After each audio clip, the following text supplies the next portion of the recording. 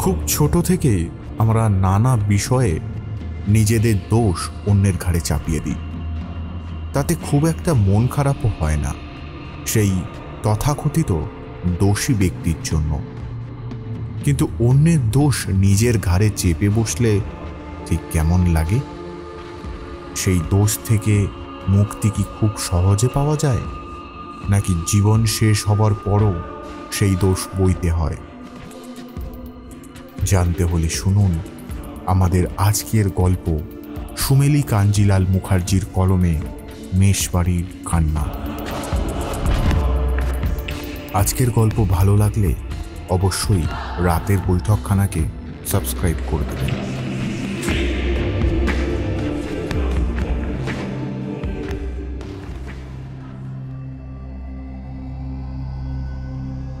School শেষ হতেই অমল তার বন্ধুদের সাথে মাঠে খেলতে বেরিয়ে পড়ে, আর তারপর বাড়ি গিয়ে কিছু খেয়ে একটু পড়তে বসে।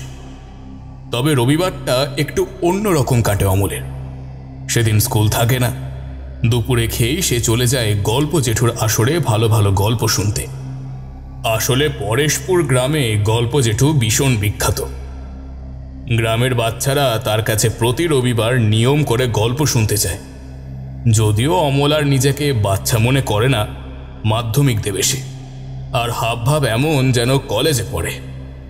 তবে গল্প জেঠুর আসরে তাকে যেতেই হবে রবিবার, তাই সেদিনও তার অন্যথা হলো না। গল্প জেঠু অর্থাৎ পলাশ দুপুরে খেয়ে সবে একটু বসেছে, বাচ্চারা এসে হাজির। অমল সবার আগে বলে উঠল, জেঠু, আজ একটা অন্যরকম গল্প শুনবো। পলাশ এসে বলল, অন্যরকম মানে? রাজা রানী, গোপাল ভাঁড় বা রূপকথার গল্প শুনবি না, তাই তো? হ্যাঁ, একদমই তাই। আর এখন তো বড় হচ্ছি, আজ একটা আস্ত ভূতের গল্প বলো না জেঠু। কি বন্ধুরা, তোরা কি বলিস? সবাই একই কথা বলল।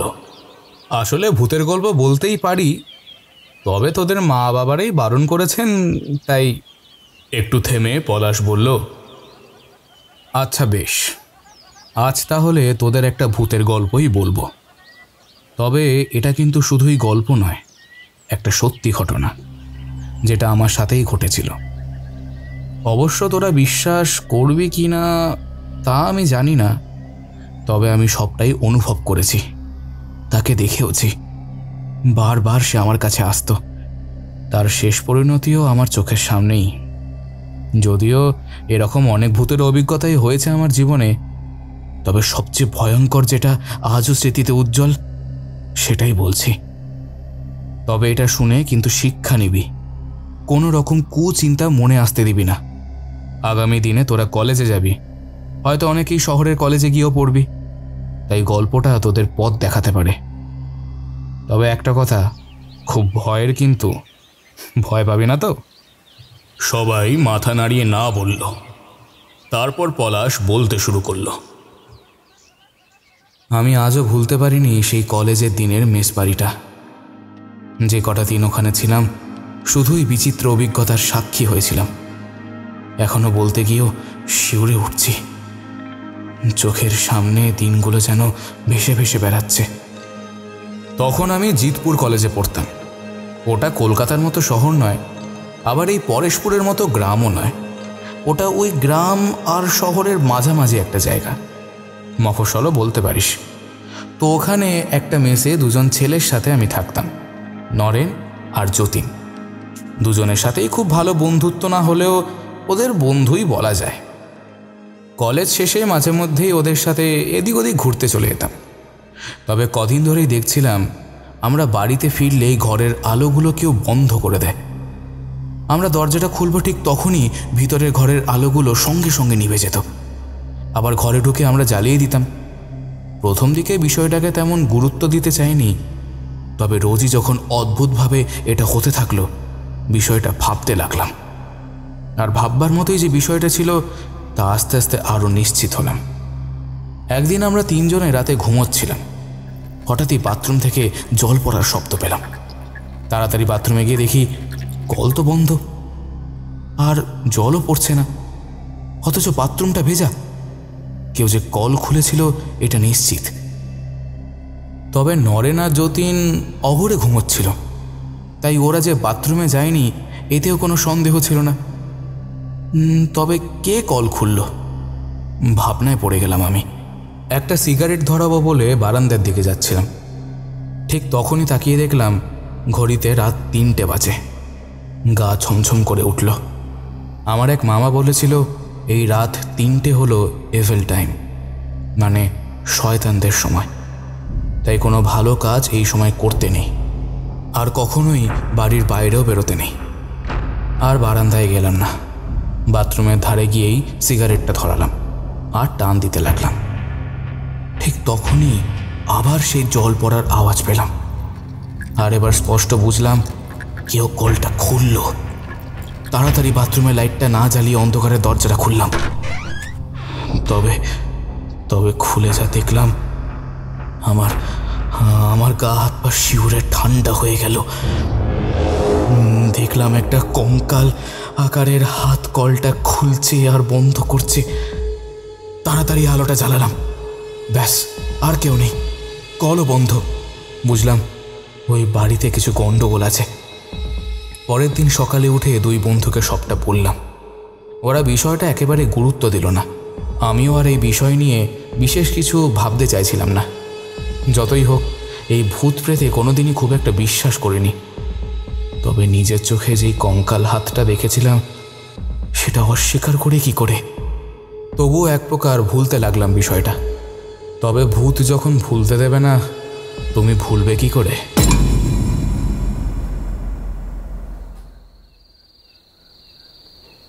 একদিন মাঝরাতে হঠাৎই ঘুমটা ভেঙে গেল। কোনো শব্দ শুনে কিন্তু নয়, এমনি। ঘড়ির কাঁটায় তখন 3টে বাজতে 5। কেন জানি না সময়টা দেখেই ভয়ে গাটা ছমছম করে উঠল। এমনি এমনি যে ঘুমটা ভাঙেনি কিছুক্ষণেই বুঝতে পারলাম। একটা বিড়ালের কান্না শুনতে পেলাম, খুব বিকট সেই কান্নার আওয়াজ। মনে হলো রান্নাঘর থেকেই আওয়াজটা আসছে। তাড়াতাড়ি রান্নাঘরে গিয়ে দেখি একটা কালো কুচকুচে বিড়াল জানালা থেকে বাইরের দিকে লাফ দিল। আর তারপরেই একটা ঠান্ডা হাওয়া আমার সারা শরীর দিয়ে বয়ে গেল। গরমকালে এমন হাওয়া, তাও আবার যেখানে আশেপাশে খুব বেশি গাছপালাও নেই। ভয়ে শিউরে উঠলাম আমি। তবে এরপর যা শুনলাম তাতে আমার শিহরণ আরও বেড়ে গেল। রান্নাঘরের পাশেই বাথরুম ছিল, আর সেখান থেকে একটা ভয়ঙ্কর কান্নার শব্দ আসছিল, কোনো মানুষের কান্না। ততক্ষণে 3টে বেজে গেছে। ভয়ে ভয়ে বাথরুমের কাছে গিয়ে লাইটটা জ্বালাতে যাবো, তবে কান্নাটা থেমে গেল। তারপর কানের কাছে নাকে নাকে কেউ বলল, আরে আলো জ্বালাস না, আমাকে এই অন্ধকারে শান্তিতে থাকতে দে। এবারে আমাকে একটু শান্তিতে কাঁপতেও দিবি না। এই বলে সে আমার হাতটা ছেড়ে দিল। তারপর আবার বাথরুম থেকে সেই কান্নার আওয়াজ। আমি ভয়ে দৌড়ে ঘরে এসে শুয়ে পড়লাম। নরেন আর যতীনকে কিছু বলবো ভেবেও আর বললাম না। এরপর থেকে ওই বাড়িতে থাকার আর ইচ্ছে ছিল না আমার। তবে কোথায় বা যেতাম? বেশি টাকা দিয়ে থাকার ক্ষমতাও ছিল না। 3 জনে মিলে টাকাটা দিতাম, তাই পুষিয়ে যেত। বাধ্য হয়ে মনে ভয় নিয়ে ওই বাড়িতে থাকছিলাম। কদিন আর কোনো অলৌকিক কিছু ঘটেও নি। ভাবলাম হয়তো এবার বাড়িটা স্বাভাবিক থাকবে, আর কিছু ঘটবে না। তবে এই ভাবনাটাই আমার ভুল ছিল। একদিন কলেজ থেকে ফিরে আমি আর আড্ডা দিতে যাইনি। সন্ধে হতেই ঘরের আলোগুলো জ্বালিয়ে একটু পড়তে বসেছিলাম। তবে আলোগুলো জ্বলেই কেমন তপতপ করতে লাগলো, মানে জ্বলছে আর বন্ধ হচ্ছে। বাথরুম আর রান্নাঘরের আলো জ্বালাতেও একইভাবে ওগুলো দপদপ করতে লাগলো। ভাবলাম হয়তো ইলেকট্রিকের কানেকশনে কোনো সমস্যা আছে। এই প্রথমবার সন্ধেবেলায় ওই বাড়িতে ছিলাম, তাই আগে কখনো এমন হয়েছে কিনা জানতাম না। ক্রমাগত আলোগুলো তপতপ হওয়াতে পড়তে বসা আর হলো না। ভাবলাম তার চেয়ে একটু আড্ডাই দিয়ে আসি। তবে এমন সময় এত জোরে বৃষ্টি এলো, আমার আর বেরোনো হলো না।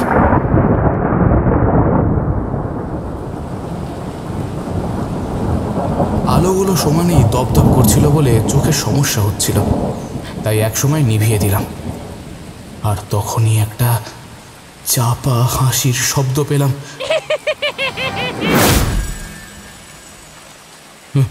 কে হাসলো? কে আছে? কে আছে এখানে?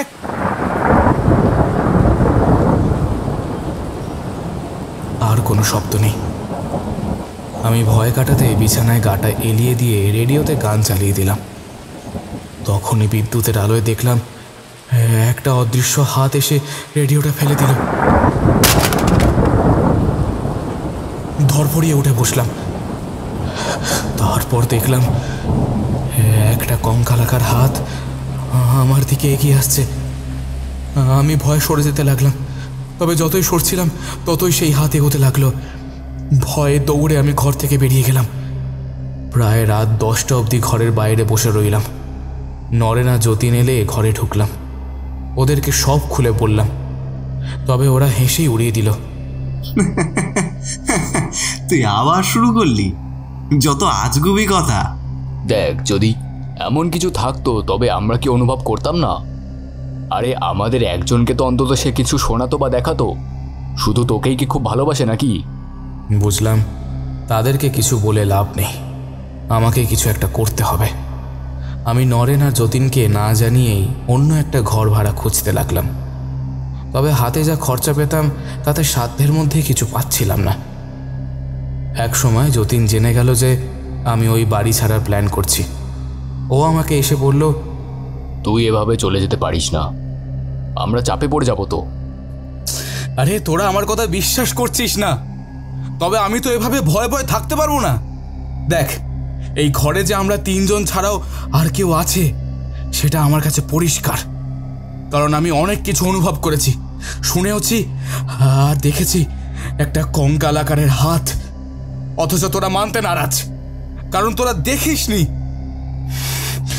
বেশ, তোরা থাক, তবে আমি আর এখানে থাকতে পারছি না। প্রতি রাতে মনে হয় যেন এই আবার কি দেখব, আবার কি শুনবো।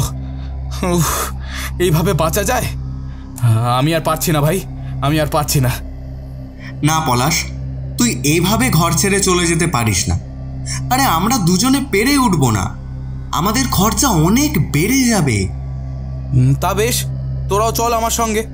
এমন কোথাও খুঁজে দেখি যেখানে 3 জনে থাকতে পারবো, ঠিক যেমন এখানে আছি। তবে তোরা তো রাজি হচ্ছিস না। এই ঘরে 4 মাসের অ্যাডভান্স দেওয়া আছে, সেটা লস করবি? বিশ্বাস কর ভাই, এই রোজ রোজ ভয় ভয় থেকে আমি আর বাঁচতে পারছি না। তাতে যা লস যাবে যাক, জীবনটা তো বাঁচবে। ওরা আর কিছুই বলল না, তবে বাড়ি ছাড়তেও রাজি হলো না। আর আমি আমার মতো করে চুপিসারে ঘর খুঁজতে থাকলাম। একদিন রাতে আবার ঘুম ভাঙল ঠিক রাত 3টে। ঘুম ভেঙেই ঘড়ি দেখলাম। তৈরি ছিলাম কিছু একটা দেখবার জন্য।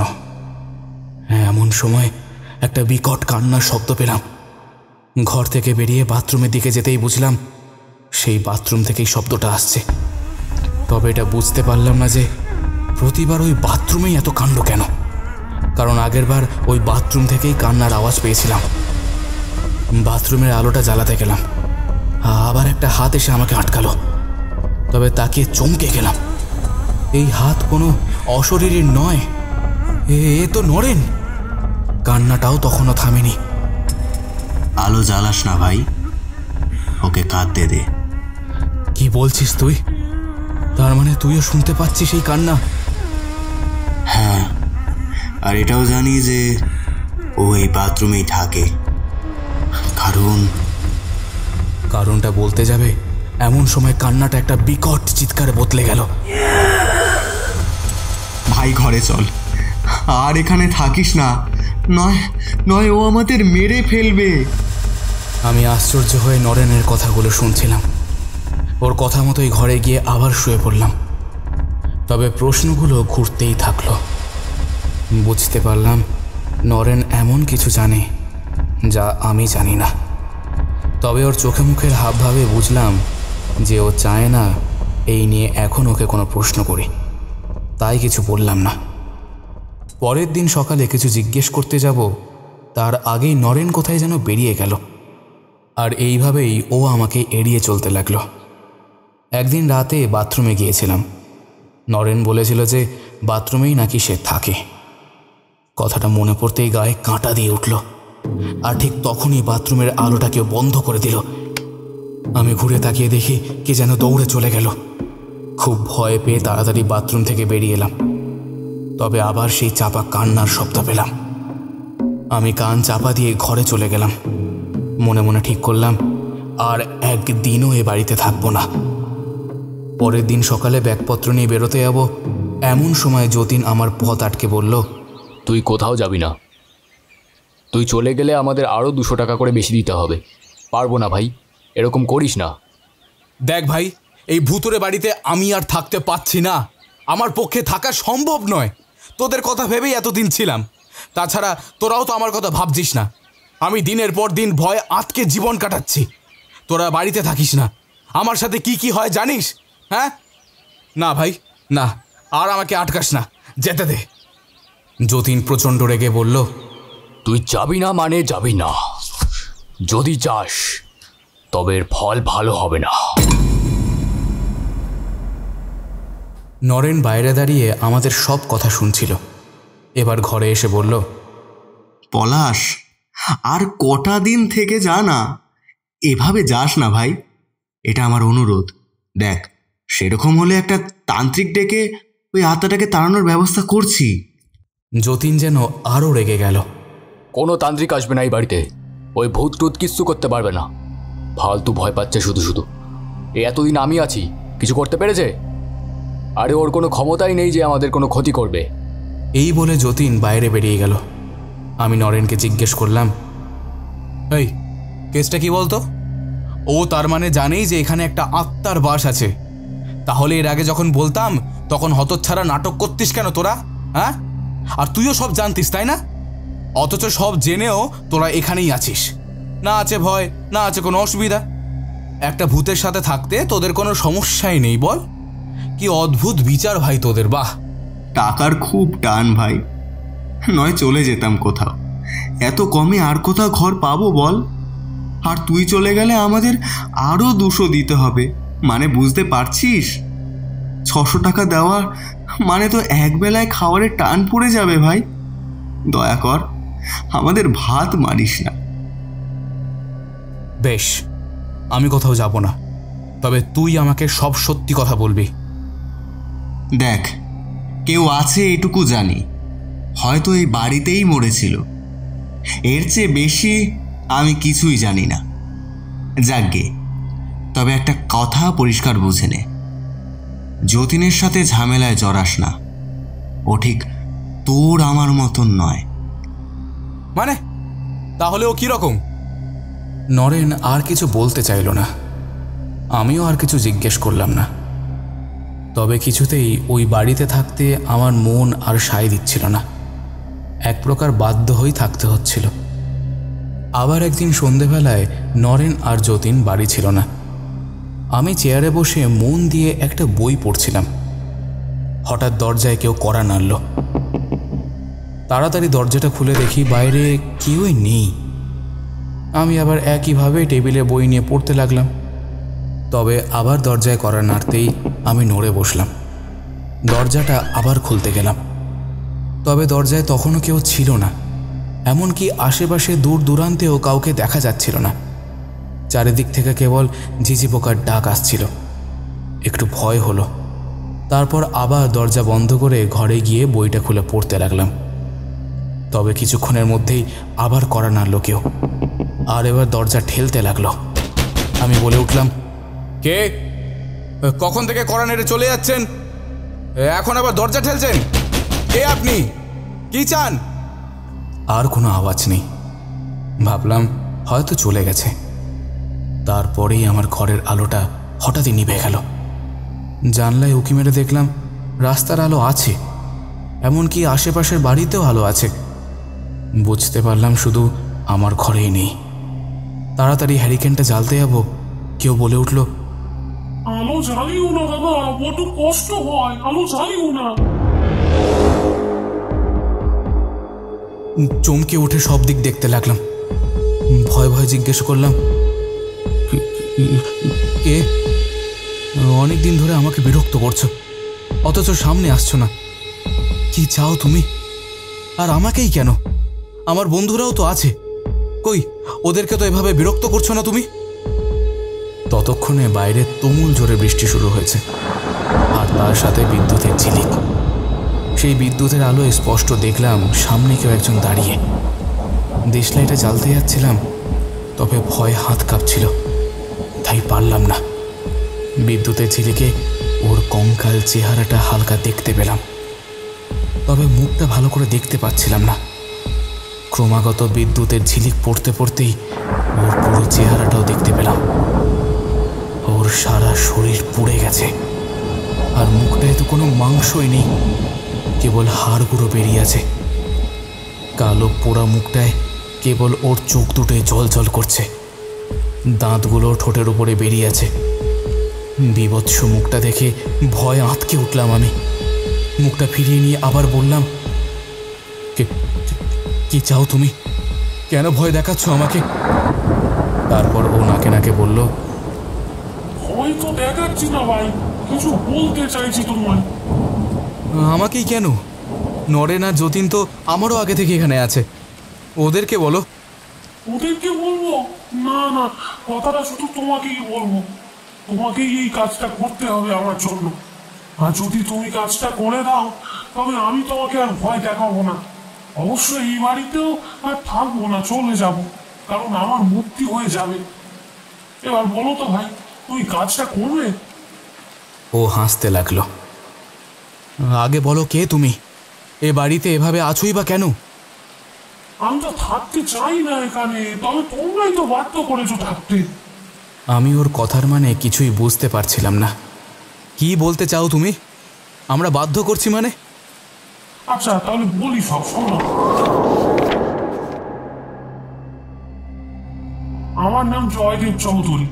1 বছর আগের কথা, যখন আমি এ বাড়িতে আসি, এই জিতপুর কলেজে ফার্স্ট ইয়ারে পড়ছিলাম, জানো তো। যতীন আমাকে এই বাড়িতে এনেছিল, তখন ও 2nd ইয়ারে পড়তো, নরেনও থাকতো। 3 জনে ভাড়াটা ভাগ করে বাড়িওয়ালাকে দিতাম। ওদের সঙ্গে খুব একটা বেশি কথা বলতাম না, তবে যতীন জোর করেই আমার সাথে মিশত। একদিন আমাকে একটা সিগারেট ধরিয়ে বললো, একটা জিনিস খাবি? এটা কি জিনিস? এই তোর সিগারেটের মতোই। তারপর কি একটা কাগজে মোড়া আমার হাতে দিয়ে বললো, এটা টেনে দেখ, হেব্বি খেতে। আমিও এত বোকা, ওটা আগুন ধরিয়ে টানতে লাগলাম। কেমন একটু অদ্ভুত খেতে, তবে দারুণ লাগছিল। তারপর ওকে জিজ্ঞেস করলাম যে এটা কি গো? গাজা গাজা। ভয়ে হাত থেকে ফেলে দিয়ে বললাম, এ কি দাদা, এসব কি দিচ্ছ? কেউ জানলে তো কেস হয়ে যাবে। তোর কেউ জানবেই না তো কেস হবে কি করে? যাক গিয়ে, তোর ভালো লাগলো তো খা না, কোনো ভয় নেই, আমি আছি তো। আমি আর কিছু না বলে গাঁজাটা হাত থেকে ফেলে দিয়ে সেখান থেকে চলে এলাম। তবে এরপর থেকে আমি যতীনের সাথে কোনো কথাই বলতাম না। একদিন বাথরুমে স্নান করতে গেছি, দেখি 1 প্যাকেট কি যেন রাখা। আমার সন্দেহ হয় কেমন, আমি ওতে হাতও দিই না। যতীন দেখে নেয় যে আমি ওটা দেখে নিয়েছি। ও আমায় বলে, খবরদার যদি এই কথাটা বাইরে কেউ জানে, নয়তো জানিস না আমি কত খারাপ হতে পারি। আমি তখন ভয়ে ভয়ে বলি, না দাদা, কেউ জানবে না। তাছাড়া আমি জানি না ওগুলো কি। আরে ওগুলো গাঁজা, ওটা বেচে ভালো টাকা পাবো। যাকে মুখটা বন্ধ রাখিস তাহলেই হবে। আমি খুব ভয় পেয়ে যাই। ওই বাড়িতে থাকতে কিছুতেই আর মন চায় না। একদিন বাড়িতে এসে দেখি নয়ন আর যতীন দুজনে ওই গাঁজা টানছে। আমাকে দেখে ওরা একটু ঘামতে যায়। আমি সেদিন সব ভয় ভুলে সাহস করে ওদের বলি, দেখো, এ বাড়িতে সব করো না, বাইরে যা খুশি করো। শেষে তোমাদের সাথে আমিও ফালতু কেস খাবো। আরে তুই কেন কেস খাবি? তুই তো ভালো বাচ্চা, তোর কোনো ভয় নেই, শুধু মুখটা বন্ধ রাখ তাহলেই হবে। তারপর থেকে ওরা কেউ বাড়িতে ছিল না। আমি বই পড়ছিলাম, এমন সময় পুলিশ আসে, সারা ঘর খুঁজতে থাকে। তারপর আমার ব্যাগ থেকে ওরা গাঁজা খুঁজে পায়, অথচ আমি কিছুই জানতাম না। ওই যতীন আমাকে ফাঁসিয়ে দেয়। ও প্ল্যান করেই রেখেছিল ওটা, যাতে আমায় পুলিশ ধরে, আমার জেল হয়। নিজেকে কোনোভাবেই নির্দোষ প্রমাণ করতে পারিনি আমি, অথচ ওই যতীন নরেন ওরা ঠিক নির্দোষে প্রমাণ করে দেয় নিজেদের। আমি চিৎকার করে বলি যে আমি এই কাজ করিনি, যতীন করেছে। তবে আমার কোনো আমার বলতে কষ্ট হচ্ছে, আমার কাছে কোনো প্রমাণই ছিল না, তাই আদালত মানেনি। 6 মাস জেল খেটে আবার এই বাড়িতেই ফিরে আসি। আর কোথায় বা যাবো, কোনো জায়গায় তো ছিল না। কলেজে আর সসম্মানে ঢুকতে পারতাম না, এমনকি যতীন নিজে দোষী হওয়ার পরেও আমাকে টোন কাটতো। এমন সব কথা বলতো যেন আমি সব করেছি আর ও নির্দোষ। আমার বাঁচা দুষ্কর হয়ে গিয়েছিল, তাই একদিন এই বাড়িতেই গ্যাসের আগুনে পুড়ে আত্মহত্যা করি। আগুনটা লাগার পর সে কি ভীষণ জ্বালা, যন্ত্রণায় চিৎকারে ফেটে পড়ি আমি। ছটফট করতে করতে বাথরুমে গিয়ে জল ঢালার চেষ্টা করেছিলাম, কারণ পুরার যন্ত্রণা যে আর সহ্য হচ্ছিল না। তবে এতটাই পুড়ে গিয়েছিলাম যে আর বালতি তোলার কোনো ক্ষমতাই হয়নি। আস্তে আস্তে মৃত্যুর কোলে ঢলে পড়ি। আমার চিৎকার শুনে পাড়ার লোকজন জড়ো হয়, বাইরে ভিড় করে। তারা দরজা ভাঙানোর চেষ্টা করেছিল। ঠিক সেই সময় নরেন ফিরে আসে। দরজার সামনে ভিড় দেখে তাড়াতাড়ি দরজা খুলে ভেতরে যাচ্ছে। ওর সাথে পাড়ার কয়েকজনও ভেতরে যায়, তবে তারা বাথরুমে এসে আমার পোড়া লাশটাই উদ্ধার করে। এরপর যতীন ফিরে এসে আমার পোড়া ঝলসে যাওয়ার মুখটা দেখে খুব ভয় পেয়ে যায়। আসলে ওর বিবেক তো জানেই যে ও অন্যায় করেছে। নরেন ওকে স্বাভাবিক করার চেষ্টা করে, তারপর ওরা পুলিশকে খবর দেয়। খুব অদ্ভুত হলেও সত্যি যে ওদেরকে পুলিশ একটু সন্দেহ করলো না। এটাই প্রমাণ হলো যে লজ্জা থাকতেই আমি আত্মহত্যা করেছি। আসলে কি তাই? যতীনের জন্যই তো আমাকে মরতে হয়েছিল। যতীনই আমার অপরাধী, অথচ ওর কোনো শাস্তি হলো না। আমার আত্মা ছটফট করতে লাগলো ওকে শাস্তি দেওয়ার জন্য। ওকে অনেকবার আক্রমণ করার চেষ্টা করেছিলাম আমি, তবে বারবার ঠাকুরের নাম নিয়ে ছবি দেখিয়েও বেঁচে যেত। শেষে এক তান্ত্রিককে দিয়ে শক্তিশালী তাবিজ বানিয়ে নেয়, যেটা ও সবসময় পড়ে থাকে। ব্যাস, এইভাবেই ও আমার ধরা ছোঁয়ার বাইরে চলে যায়। এতক্ষণ ওর কথা আমি শুনছিলাম। এবার ওকে বললাম, বেশ, সব বুঝলাম, তবে এটাই বুঝলাম না যে তুমি আমার কাছ থেকে কি চাইছো। আমাকে কেন ভয় দেখাচ্ছ? যতীন তোমার অপরাধী, তো আমার পিছনে পড়েছ কেন? দেখো, আমি তোমার দিকে তাকিয়ে থাকতে পারছি না, আর আমার সত্যি খুব ভয় লাগছে। আমাকে এভাবে আর ভয় দেখিও না। তাড়াতাড়ি বলো, কি চাও? যতীনকে চাই, আর তুমি আমাকে সাহায্য করতে পারো এই কাজে। মানে? এতে আমি কি সাহায্য করব? যতীনের তাবিজটা যেভাবেই হোক খুলে দিতে হবে। ব্যাস, সেটুকুই করতে হবে, তারপরের কাজ আমি করে নেব। আমি কথাটা শুনেই ভয় পেয়ে বলে উঠলাম, কেন, তুমি কি করবে? যতীনকে মেরে ফেলবে? ওকে যে না মারলে আমার আত্মার শান্তি হবে না, কোনোদিনও আমার আত্মার মুক্তি ঘটবে না। আমার মন কিছুতেই সায় দিল না এই কাজে। ভয় পেলেও একবার বলেই দিলাম, আমি এই কাজ করতে পারবো না, আমায় ক্ষমা করো। ছেলেটার আত্মা গম্ভীর কণ্ঠে বলল, কাজটা তোমাকেই করতে হবে, নয় এর ফল হবে ভয়ঙ্কর। ওর এই হুমকিতে ভয় কেঁপে উঠলাম। তাও আবারও বললাম, আমি কিছুতেই একজনের মৃত্যুর কারণ হতে পারবো না। দয়া করে আমাকে দিয়ে এই পাপ কাজ করিও না। কোনটা পাপ কাজ? আর এটা করলে যে তোমার পুণ্যি হবে সেটা বুঝতে পারছো না? একজন অতৃপ্ত আত্মাকে তুমি এর মাধ্যমে মুক্তি দেবে। আমি আবারও সাহস করে বললাম, দেখো, আমি হাত জোর করে বলছি, এ কাজ আমাকে দিয়ে করিও না। আমি কোনো মানুষকে জেনে বুঝে মৃত্যুর মুখে পাঠাতে পারবো না। ছেলেটার আত্মা এবার প্রচণ্ড ক্রুদ্ধ হয়ে বলল, তুই ওই তাবিজটা যেভাবেই হোক ওই যতীনের কোমর থেকে খুলে ছাড়বি, এটাই আমার শেষ কথা। যদি না করিস তবে শুধু শুধুই তোকে মরতে হবে।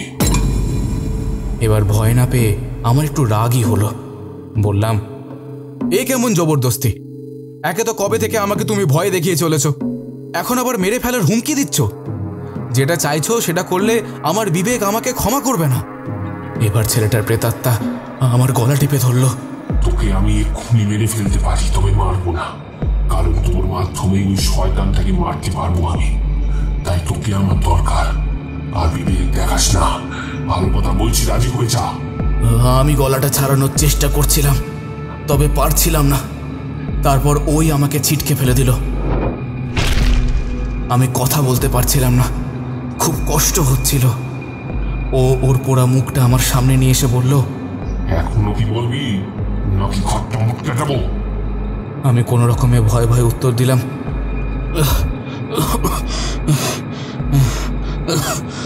আচ্ছা আচ্ছা ঠিক আছে, তুমি যা বললে আমি করব।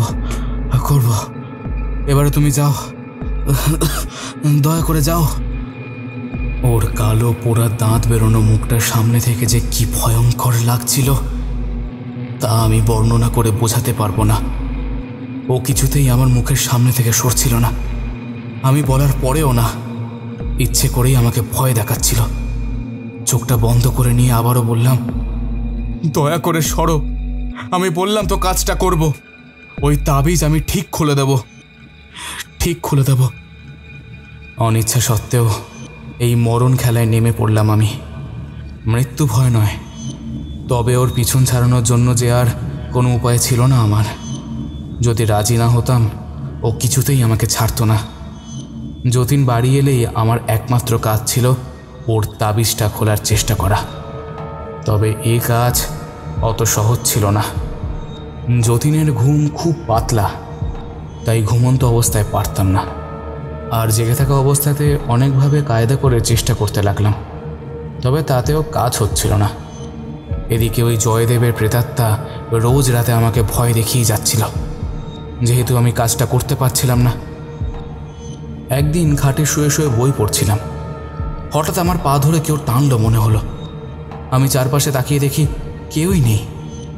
ঘুমোতে যেতাম, কানের কাছে ফিসফিস শব্দ করে আমার ঘুম ভাঙিয়ে দিত।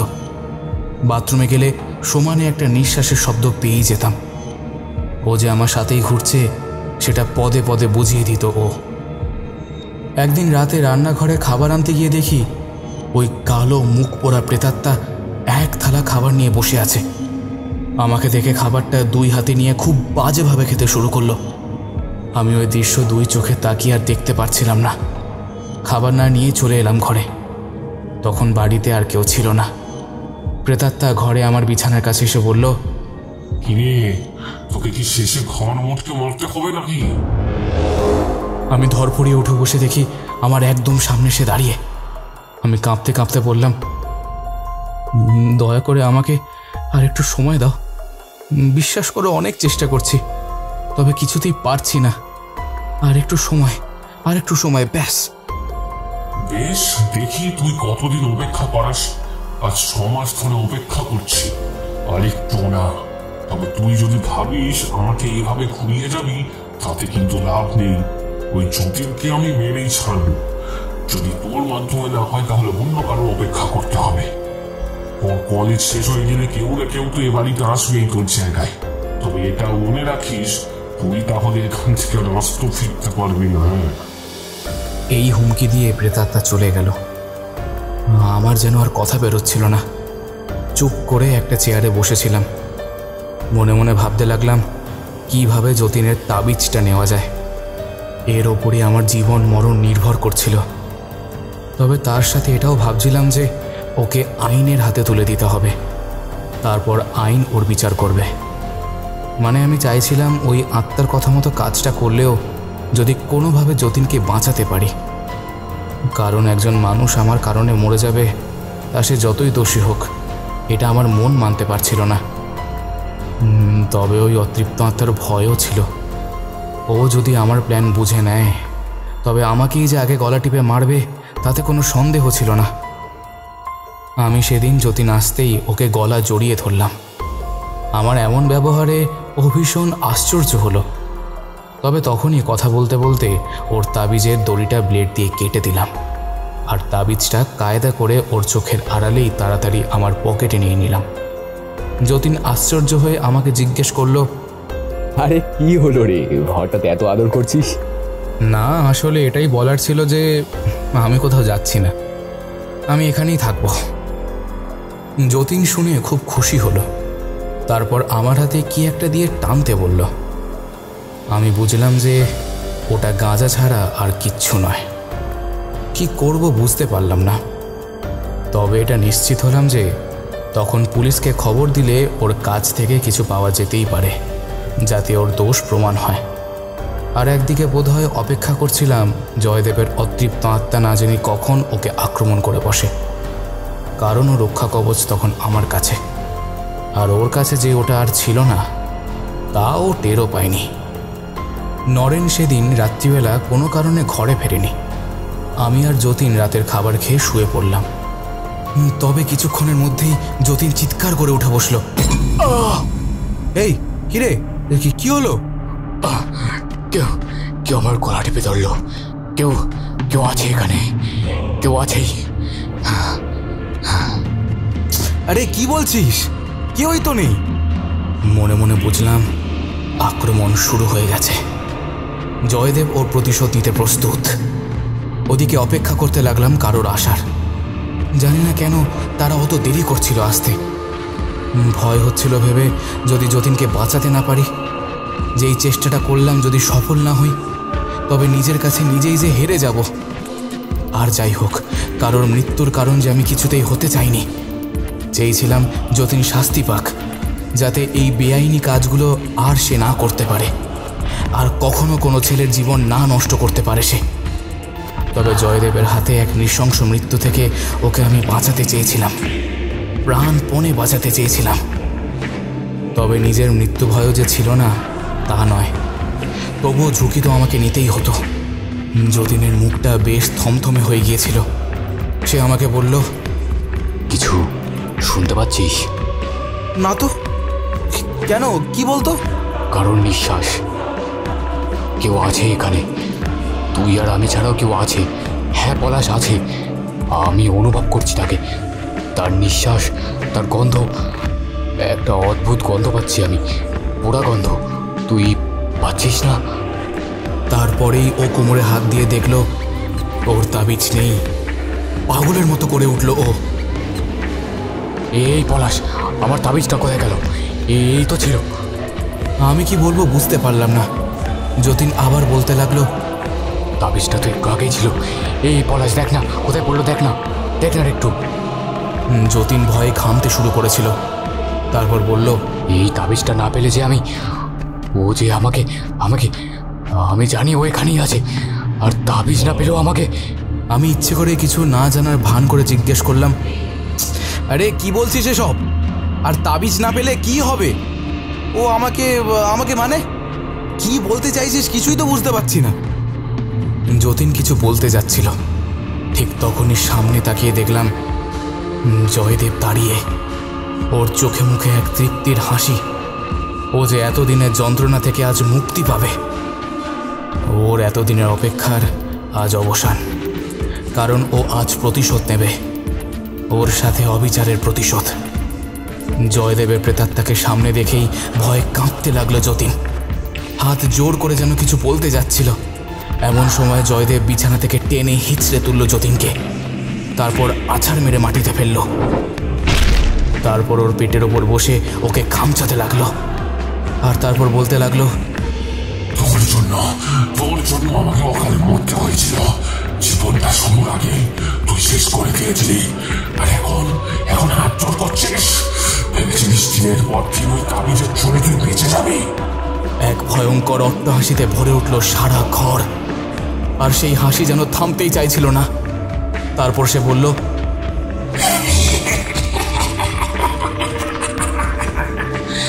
আমার মান সম্মান ধুলোয় মিশিয়ে আমার তরতাজা প্রাণটা কেড়ে নিয়ে তুই শান্তিতে জীবন কাটাবি? অতই সহজ? তোকে আজ শাস্তি পেতেই হবে। অনেকদিন অপেক্ষা করেছিলাম এই দিনটার জন্য, অনেক কষ্ট পেয়েছি, তবে আর না। আজ আমার সব কষ্ট, সব অপমান, সব না পাওয়ার দুঃখ, সব কিছু প্রতিশোধ আমি নেব, প্রতিশোধ আমি নেবই। এই বলে সে যতীনের পেটে খামচে রক্ত বের করে নিল। তারপর দাঁত দিয়ে গালে কামড় বসাতে চিৎকার করে বলে উঠল, ভাই বাঁচা, পলাশ ভাই বাঁচা। আমি চুপ করেই দাঁড়িয়ে রইলাম, নির্বাক দর্শক হয়ে সবটা দেখতে লাগলাম। নিজেকে কেমন অপরাধী মনে হতে লাগলো। আমার কারণেই তো যতীনের এই অবস্থা হচ্ছে। এটা ভেবেই ভীষণ খারাপ লাগছিল আমার। এটা জেনেও যে যতীন দোষী, তাও ওর জন্য করুণা হচ্ছিল। তবে আমি চাইলেও কিছু করতে পারছিলাম না, কারণ ওই অতি প্রাকৃতিক শক্তির সাথে যুদ্ধ করার ক্ষমতা আমার ছিল না, আর সাহসও ছিল না। কারণ আমি যদি যতীনকে বাঁচানোর চেষ্টা করতাম, তাহলে জয়দেব আমাকেই মেরে ফেলত। এদিকে জয়দেবের আত্মা যতীনকে ক্ষতবিক্ষত করেই চলেছিল। আমি আর ওই দৃশ্য দেখতে পারছিলাম না। শুধুই ঠাকুরকে ডেকে চলেছিলাম যাতে তাড়াতাড়ি এসব বন্ধ হয়, কারণ আমি আমার পরিকল্পনা সফল হওয়ার অপেক্ষায় ছিলাম। জয়দেব খামচে কামড়ে যতীনের শরীরটা ক্ষত বিক্ষত করার পর একবার ওকে শূন্যে তুলে ফেলে দিল। তারপরেই পুলিশের গাড়ির আওয়াজে আমি যেন প্রাণ ফিরে পেলাম। পুলিশ ফোর্স ঘরে ঢুকে যতীনকে গ্রেপ্তার করতে যাবে, জয়দেবের প্রেতাত্মা তাদের উপরেও আক্রমণ করতে প্রস্তুত ছিল।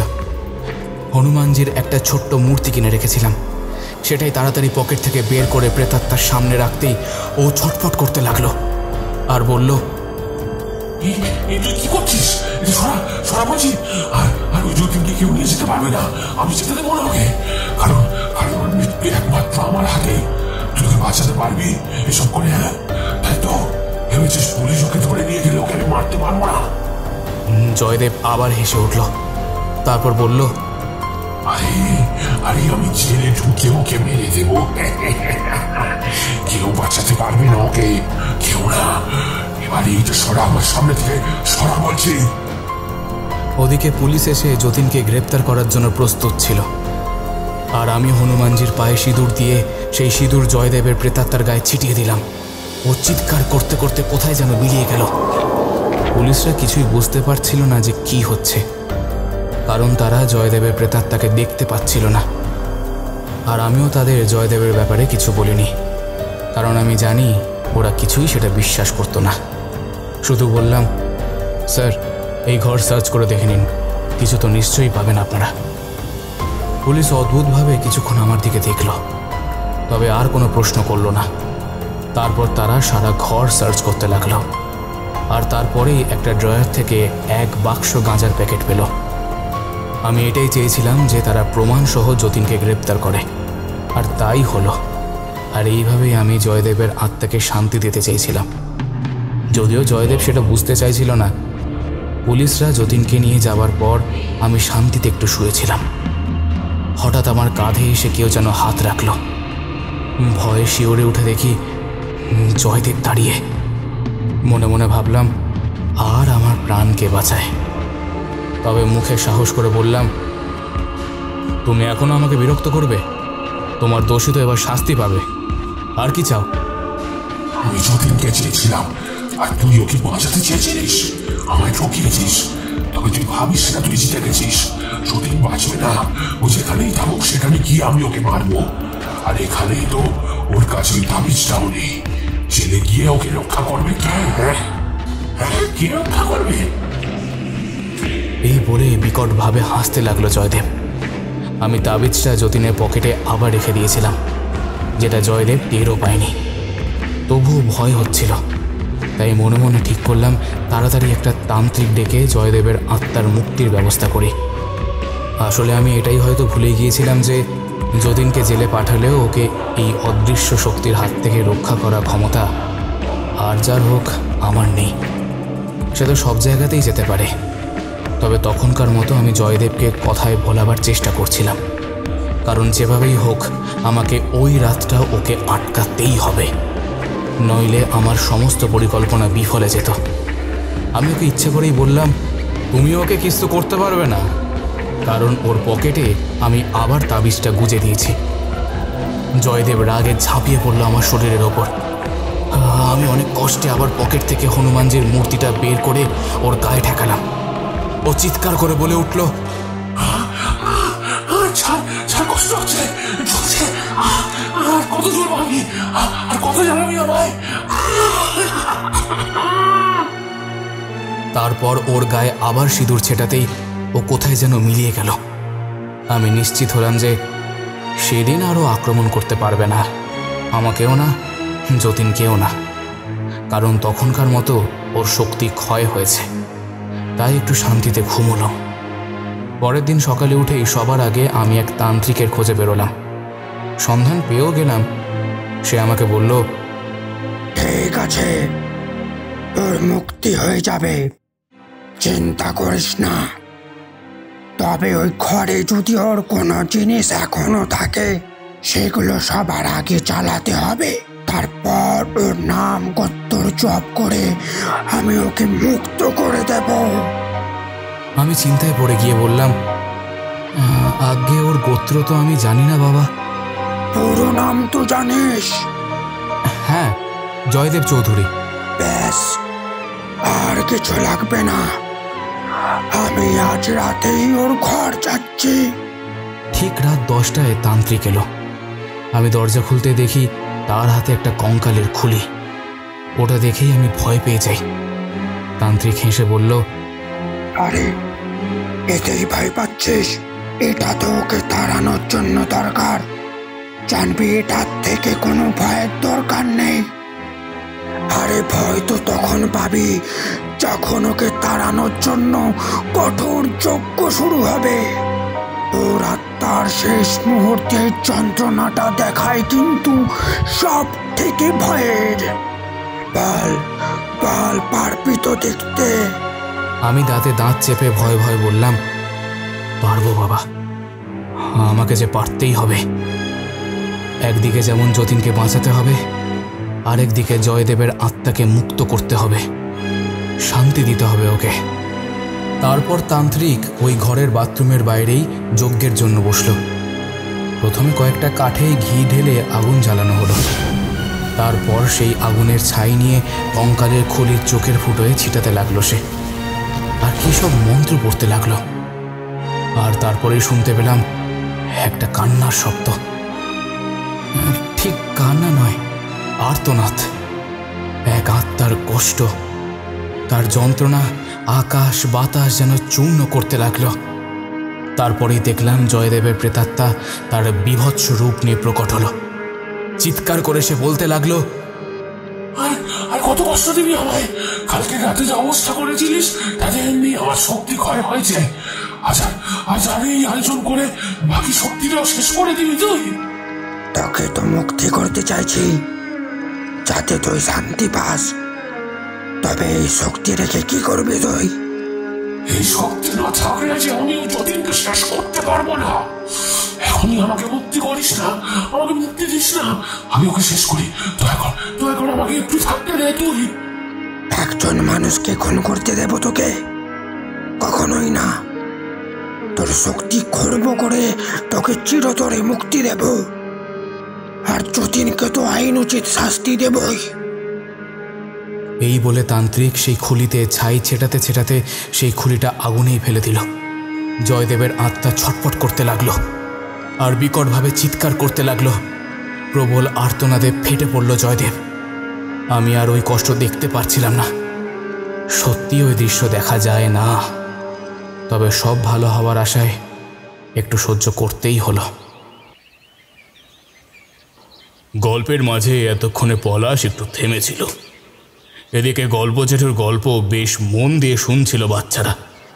তবে অমল বোধহয় একটু বেশি সিরিয়াস হয়ে গিয়েছিল।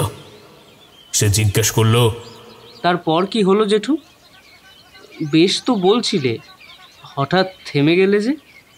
পলাশ যেন কেমন থমথমে হয়ে বলল, তারপর দেখলাম সেই আর্তনাদ ভরা পোড়া মুখটা হঠাৎই করুণভাবে কাঁদতে শুরু করলো। আর সেই কান্নায় ভীষণ একটা কষ্ট ছিল রে, ভীষণ একটা কষ্ট ছিল। যতীনকে ও যে আর মারতে পারবে না তাও বুঝে গিয়েছিল। ওর যে লক্ষ্যই পূর্ণ হলো না, তাও শুধুই আমার জন্য। বুঝতে পেরেছিল ওই তান্ত্রিক আর কিছুক্ষণের মধ্যেই ওর অস্তিত্বই মিটিয়ে দেবে। তাই তো ওইভাবে, আর তাই হলো। তারপরেই দেখলাম ওর করুণ কান্নার সাথেই আস্তে আস্তে ওর পোড়া দেহটা ধোঁয়ার মতো মিলিয়ে যেতে লাগলো। আর একটা সময় ওই ধোঁয়াও অদৃশ্য হয়ে গেল। বুঝলাম জয়দেবের আত্মার চিরতরে মুক্তি ঘটেছে। আসলে যেটা চেয়েছিলাম সেটাই এবার হলো। এক অতৃপ্ত আত্মার মুক্তি হলো, সে শান্তি পেল। আর একদিকে যতীনও তার শাস্তি পূরণ করে বাড়ি ফিরে এক নতুন জীবন শুরু করলো। যদিও আমি ওই বাড়ি ছাড়ার পর থেকে আর ওর সাথে কোনো যোগাযোগ রাখিনি, তবে মনে হয় না যে ও আর ওইসব ছাইপাশ খাবে বা তার ব্যবসা করবে। তো এই ছিল আমার জীবনে ঘটে যাওয়া সবচেয়ে ভয়ঙ্কর ঘটনা, যা তোদের কাছে অবশ্য ভূতের গল্প। তাহলে এবার বলো তোমরা, ভূতের গল্প তো শুনলে, তবে যেটা বলেছিলাম এই গল্পে কিছু শিক্ষা আছে। তা কিছু শিখলে কি? এই যে অমল, তুমি তো আর ছোট নও বাবা, এরপর উচ্চ মাধ্যমিক আর তারপরেই তো কলেজ। তা বলো তো কি শিখলে? অমল একটু থেমে তারপর পলাশকে বলল, জেঠু, আমার তো শহরে গিয়ে পড়তেই আর সাহস হবে না। শহরে এসব হয়? তা অনেক কিছুই ওখানে হয় বাবা, তবে নিজেকে ঠিক থাকতে হবে। ঠিক ভুল ভালো মন্দটা নিজেকেই বিচার করে এগোতে হবে। বন্ধু অবশ্যই থাকবে, তবে এমন বন্ধু যেন না থাকে যে বিপথে নিয়ে যাবে তোমাকে, আর তা বুঝতে পারলেই সরে আসতে হবে। কলেজে, মেসে বা হোস্টেলে সব জায়গাতেই চোখ কান খোলা রাখতে হবে। খেয়াল রাখবে যেন তোমাদের কেউ কোনো ক্ষতি না করতে পারে, ঠিক আছে? প্রত্যেকটা পদক্ষেপ সাবধানে ফেলতে হবে। একটু সজাগ, একটু সাবধানতা আর বুদ্ধি খাটিয়ে চলতে হবে। আর তোমরা ওখানে পড়াশোনা করতে যাচ্ছ, তাই সেটা যেন মাথায় থাকে, সেটা যেন ভালো করে তোমরা করতে পারো সেই চেষ্টাই করবে। কোনো রকম কুচিন্তা বা কুঅভ্যেস থেকে বিরত থাকবে, ঠিক আছে? অমল কিছুক্ষণ চুপ থেকে আবার বলল, আর যদি হোস্টেলে থাকি আর সেখানে তোমার মতোই কোনো ভূতের অভিজ্ঞতা হয়? ওরে বাবা জেঠু, তুমি যা শোনালে, আমি আর আজ রাতে একা বাথরুমে যেতে পারবো না। পলাশ এবারে হো হো করে হেসে উঠে বলল, ওরে বাবা, তাই? তবে যে তোরা বললি কেউই ভয় পাবি না। তবে দেখ, গল্প শুনে ভয় পাচ্ছিস, আর আমি না জানি কত রাত ওকে শুনেছি ও দেখেছি। আর শেষ সময় সেই মুখখানা আর ওর আর্তনাদ, ওহ, আর বাথরুমের সেই কান্না তো আজও যেন আমার কানে বাজে। আজও জিতপুরে গেলে ওই মেস বাড়িটার পাশ দিয়ে যেতে গায়ে যেন কাঁটা দেয়। জানি ও আর নেই, হয়তো এতদিনে জন্মও নিয়ে নিয়েছে, তবে ওই কদিনের স্মৃতি যেন আজও আমার বুকের মধ্যে আছে, আর থাকবেও।